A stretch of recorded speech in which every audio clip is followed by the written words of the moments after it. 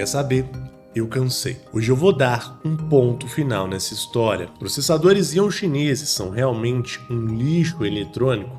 Quem compra Xeon é burro ou quem recomenda é estelionatário? Para resolver de uma vez por todas essa questão, eu viajei mais de 500 quilômetros rumo à Grande São Paulo. Para os maiores especialistas de overclock, fonte de alimentação e hardware do Brasil e também do mundo inteiro analisarem tecnicamente a qualidade dos Xeon chineses. Pessoal da TecLab que trabalha no laboratório da Galaxy Brasil. Pouca diferença pela diferença de custo que eles apresentam entre um e outro. Eu fiquei bastante impressionado, porque quando os caras falaram, mas esse processador custa R$60, eu nunca vi, eu nem sabia que existia processador de R$60. Mas afinal, o que são os Xeon chineses? Alguns dizem ser lixo eletrônico. Já eu vejo ouro a preço de banana. Xeon é uma linha de processadores de alta performance da Intel. Processadores de computador que são desenvolvidos com tecnologias acima do nível convencional, destinados a empresas e grandes data centers, coisa que uma pessoa normal jamais teria em casa. Mas hoje você pode encontrar facilmente em grupos de ofertas como o meu, kits Xeon a valores extremamente baixos. Por exemplo, esse kit a R$265, com processador, memórias RAM e placa-mãe, que corresponde a boa parte das peças de montagem de um computador. E como eu mesmo acabei de dizer, são processadores projetados para ter uma alta performance. Mas como podem ser encontrados com valores tão abaixo da média? A resposta é bem simples. Esses Xeons baratos são processadores antigos que sabem ensinar aonde foram utilizados. Porém, depois que não servem mais para as empresas, acabam caindo no mercado chinês e sendo comercializados a preço de banana. Ou seja, você compra um processador antigo, porém com tecnologia tão avançada para a época, que acaba sendo muito potente e muito poderoso ainda hoje, por exemplo, em 2024. Os processadores Xeon chineses são tão poderosos e baratos que renovaram as esperanças de muitos brasileiros que muitas das vezes não poderiam ter condições de ter um computador e acabaram encontrando a solução para ter um computador com uma potência muito boa, pagando o menor preço possível nessa plataforma de kits Xeons. É um produto que trouxe tecnologia, esperança e acessibilidade para toda uma população carente brasileira. Mas por que quem testa e recomenda Xeon na internet acaba sendo tratado como estelionatário? Eu poderia criar 1 milhão de hipóteses para isso, mas gosto de acreditar que o principal fator que leva a isso é a desinformação. Apesar de ter vários canais na internet que fazem testes sérios sobre os Xeons da China, há também aqueles que difundem várias mentiras. Além disso, existem mídias jornalísticas e canais que são patrocinados por empresas que não comercializam os Xeon chineses, logo elas acabam perdendo muitas vendas graças às vendas dos kits Xeon chineses. E foi por esse motivo que eu, inclusive vários outros influenciadores, fizemos questão de nos reunir na TecLab para testar os kits Xeon chineses, uma vez que a TecLab, que trabalha com a Galaxy, que é uma empresa que fornece placas de vídeo para praticamente todas as lojas brasileiras que são sérias, acaba não tendo nenhum interesse financeiro em falar que um processador Xeon é bom, ou que uma plataforma Xeon merece ser comprada. Estamos aqui na TecLab, cara. E olha a galerinha que já tá aqui, ó. Se liga na galera. Olha lá o Mano Ronaldo ali, o Mano Rocha, Mano Tecnan, Mano Natasha, Mano Léo aqui do Nerd Importados. Galerinha aí, ó, Mano Burt, os mano aí, ó. Esses são os melhores aí do AliExpress, a galera. Ô, fala aí, meu, mais um aqui. Uma turma boa, os caras muito legal, meu, de verdade. E eles vieram trazer os Xeons pra gente testar, fazer comparativos. E que nem eu sempre falo e falei agora há pouco, os mercados, o mercado brasileiro é gigante. E tem um cara que tem dinheiro para comprar componentes novos, caros e até de altíssima tecnologia, vamos dizer assim, sofisticados. E tem a galera que precisa aproveitar o máximo do dinheirinho dele lá para poder comprar uma plaquinha de vídeo mais cara, alguma coisa assim. Então nós vamos ver até quanto que esses Xeons ou Xeons, do jeito que você quiser chamar, podem levar você. A aposta aqui que está fazendo é que uma 4060, uma 4060 Ti, nos jogos bem legais, alguma coisa desse nível assim, eles vão levar. E a gente vai mostrar para vocês tanto no consumo, dos equipamentos específicos para testar o consumo dele, para ver o desempenho. Vamos rodar os jogos aí. Tem até o nosso colega que vai sortear um super PC aí no canal dele. Então, muita coisa legal aí, beleza? Acompanha aí, o Fafá é o cara do bem, amigo da gente. Nos deu a honra dessa visita. Obrigado. Eu que agradeço. Valeu. E se liga só, galera, nossa mesa aqui, ó, um monte de Xeon, um monte de placa-mãe, tem algumas coisas que a gente vai comprar aqui. A gente vai passar uns 4 dias aqui na Tech Lab testando o Xeon pra acabar com o mercado, cara. Pois é, cara. Esse aqui é um sanatório. Cara, isso é uma coisa que a gente queria fazer há muito tempo, né? Juntar a galera tudo e arrasar aqui com os testes. E a gente, dessa vez aqui, vai acabar com as dúvidas tudo de Xeon, velho. Vai resolver tudo. Vai ser a real lá, pessoal. A gente é totalmente neutro, a gente mostra o que ele faz, o desempenho que ele tem, o que ele consome. Eu tenho esse equipamento aqui legal também, ó. Deixa eu ver. Isso aqui, ó, para fazer com alta tecnologia o consumo energético. Tem um software específico da Powernetics, que é da Cybernetics. Esse aqui é o exemplar número 1 que a gente ganhou da Cybernetics. Tem o número 1 aqui, ó, número de série aqui dele, ó. Caraca. Tá? Já montamos aqui a bancadinha com a RTX 4060, 16 GB de RAM aqui, ou 32, da T-Force Delta, Xeon 2640 V3, super aleatória a bancada, né? Estamos instalando o Windows 11, né, para fazer o teste bacana. E a gente vai comparar aqui com o processador Ryzen. Tô curioso para ver, hein, Renan, o que a galera da Tech Lab vai falar do Xeon. O que você acha? Cara, eu acho que eles vão ficar impressionados com o poder do Xeon. E só pra você entender o nível dos caras aqui, velho, que os caras estão testando 4090, 4080, os caras estão testando o que há de melhor aqui, velho. E a gente chegou aqui com cozinha simplão. E logo no primeiro dia de testes, o Xeon baratinho já deu o que falar. Se comparamos o Xeon 2640 V3, que pode ser encontrado na faixa de 30, 40 reais, com o Ryzen 4500. O processador da plataforma Ryzen, que a valores promocionais, pode ser encontrado na faixa de 300 reais para cima. Ou seja, mesmo sendo um Ryzen baratinho, ele custa 10 vezes mais. A gente tem uma diferença de temperatura favorável em torno do Xeon. E a gente tem um cooler, olha, isso aqui é importante de mostrar. Ali nós temos um cooler Thermalright bom. Aquele é um Thermalright. E esse aqui é um cooler de 40 reais, sei lá, alguma coisa que ele falou isso. 30 reais. É um cooler bem vagabundo. Então, primeira coisa, a gente não está fazendo análise de consumo preciso, porque essa placa-mãe não reporta nessa chimbica. Posso chamar de chimbica? Essa placa-mãe chimbica aqui não reporta. Mas a gente tem uma temperatura melhor aqui. As duas temperaturas estão muito boas, para dizer a verdade, para carga, né? Sim. A utilização da placa de vídeo, a gente está vendo que aquela placa ali, aquele processador, está levando a uma utilização maior da placa de vídeo em relação a essa. As placas de vídeo são a mesma, pessoal, pode olhar.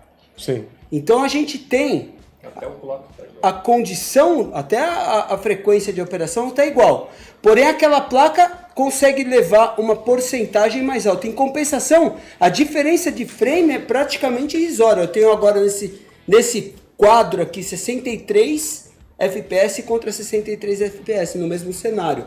Então eu diria que existe de forma irrisória, né?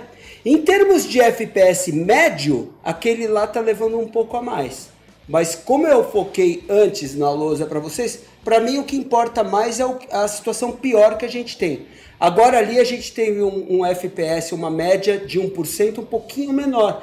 Então a gente diria que está bem parelho. A gente está rodando aqui bem pouquinho, a diferença existe, né, de 92 para 88 na média, mas ela é, digamos assim, irrisória. Uma condição assim, diria para vocês que é imperceptível de diferença de um para o outro, onde eu tenho uma média de aí, vamos falar 3 ou 4 FPS a mais para aquele lá, mas é 4 em 90, né? 4 só para a gente ter uma base, é só uma média, menos de 1% aí, de diferença. Logo de cara, esse pequeno teste no Cyberpunk 2077 já impressionou o nosso amigo Ronaldo, que é dono da Teclab, e inclusive deu para ouvir tudo que ele disse sobre o Xeon. Porém, as pessoas que estavam assistindo o nosso teste ao vivo na internet pediram para nós rodarmos o teste do Cyberpunk com o gráfico todo no baixo, uma vez que a gente acaba forçando um pouco mais o processador, graças a menor exigência sobre a placa de vídeo. Média de FPS para o Xeon 2640 V3 com lock 101.10. Ryzen 107.83. mínima 80.24. 83.59. E aqui a máxima 119.20. Mas foi 130.02. Aí galera, no baixo, no low, muito parecido. Eu até achei que ia dar mais diferença. Além do Cyberpunk 2077, também rodamos a ferramenta de benchmark do Counter-Strike 2, um jogo que exige muito mais do processador do que a placa de vídeo e mostra muito mais a diferença de performance entre um Xeon e um Ryzen. Média de FPS para o Xeon 2640 V3 aqui, no baixo, Full HD 192.4 frames. No Ryzen 209.9. É muito próximo. Muito próximo, cara. Muito próximo. No jogo de tiro deu uma diferença de 9% na média e nos frames mínimos deu uma diferença mais notável, em torno de 20 alguma coisa por cento. Também rodamos um teste sintético que seria o Time Spy do 3D Mark, que dá uma pontuação relativa de todo o seu computador do uso de CPU, inclusive uma pontuação para a placa de vídeo em relação ao processador. De resultado. Xeon Dragão Chinês, ó.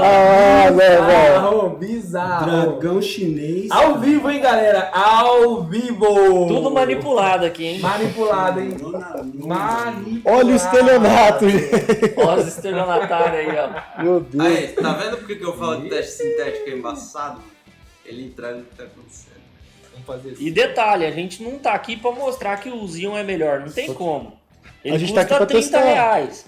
A gente tá aqui pra mostrar que ele é um baita custo-benefício. A pontuação geral é uma pontuação onde existe o maior peso do teste gráfico, existe uma fórmula, se você colocar aí a fórmula, você vai achar a fórmula de cálculo do teste Time Spy, que é um teste bem legal.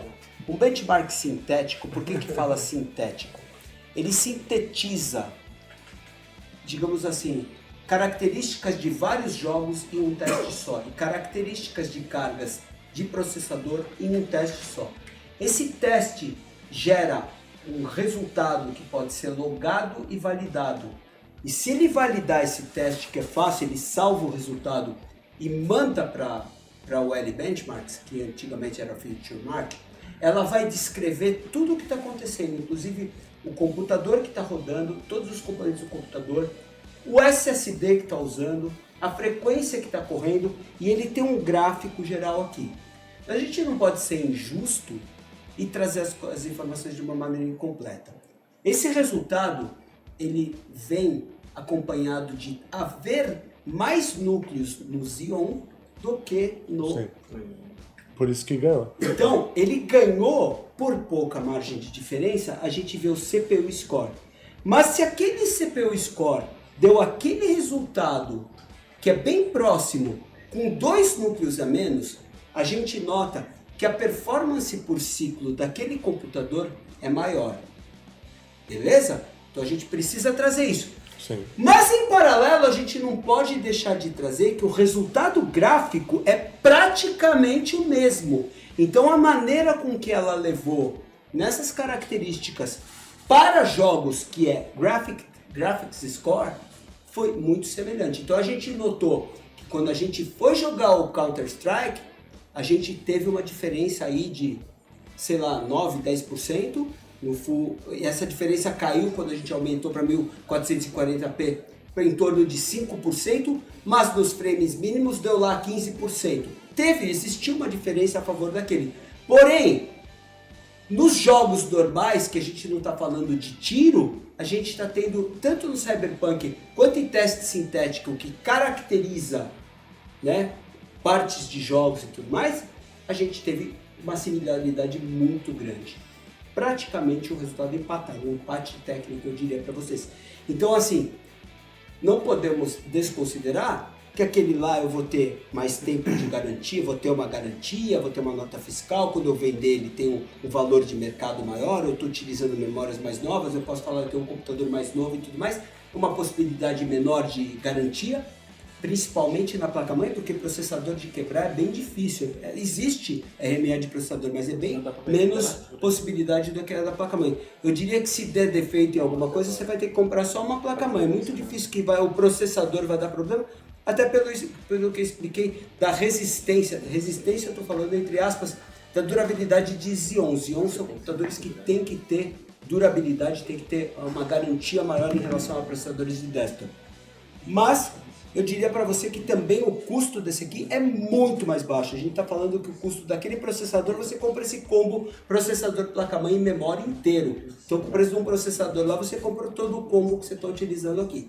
Então, isso a gente não pode deixar de considerar. Outra coisa que a gente não pode deixar de considerar é que a gente está utilizando memórias melhores ali e um cooler que é muito melhor ali. Esse cooler é o maior chimbica que eu já vi. É bem vagabundo mesmo. Eu não sei como os caras fizeram um negócio tão chumbrega, mas tá funcionando aqui, tá funcionando bem. Tá até que fazendo um resultado bom aqui. Não tá esquentando, tá maravilhoso. Então, quer dizer, para esse computador baratinho e para esse processador, esse cooler chumbrega tá funcionando bem. É isso aí. E para fechar com chave de ouro, nesse primeiro dia de teste, nós também testamos o Firestrike, que também é um benchmark sintético, mas que puxa muito mais do processador ao invés da placa de vídeo. Putz, cara, a diferença a gente tá falando daqueles 5% lá. Não, mas é o que eu tô falando, não empatou igual o outro, entendeu? O outro frame é mais baixo, entendeu? Ele é não, mais... se você falar que você vai me dar um dos dois, é lógico que eu escolho aquele combo, não tem dúvida. É lógico. Melhor. Mas se eu tenho R$800 pra montar um kit, eu vou pegar esse aqui. Você tá Então montando... lá não compro nem a placa-mãe, né? Você tá montando um PC pra sua filha jogar Minecraft. Qual que você dá pra ela? É que assim, ó, só pra vocês entenderem uma coisa importante, pessoal.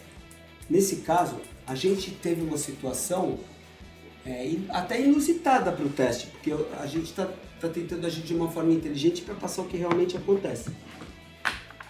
Note que o score gráfico foi melhor aproveitado por esse processador. Porém, o teste de física, o teste de processamento e o teste combinado que cabe à física, o IPC, a performance por ciclo daquele processador significou mais. Então, mesmo que a gente tivesse um teste de peso maior gráfico com resultado melhor, aquele lá acabou compensando, porque ele teve uma diferença maior ali a gente está falando de 20% de diferença ali? Pera aí, ó. Cara, vou até 18,877, eu vou te falar quanto é a diferença. Vou até me corrigir que eu não tinha prestado atenção. 18,877 dividido... O graphic score aqui foi melhor. 15, mas é o que eu tô vendo, é o que eu tô falando pro pessoal. Ó, a gente está falando de 22% ali. Então aqui, nesse teste para essa situação, o IPC ali melhorou. Porém, a parte de jogo, game... A entrega aqui foi melhor. Entregou aqui, ó.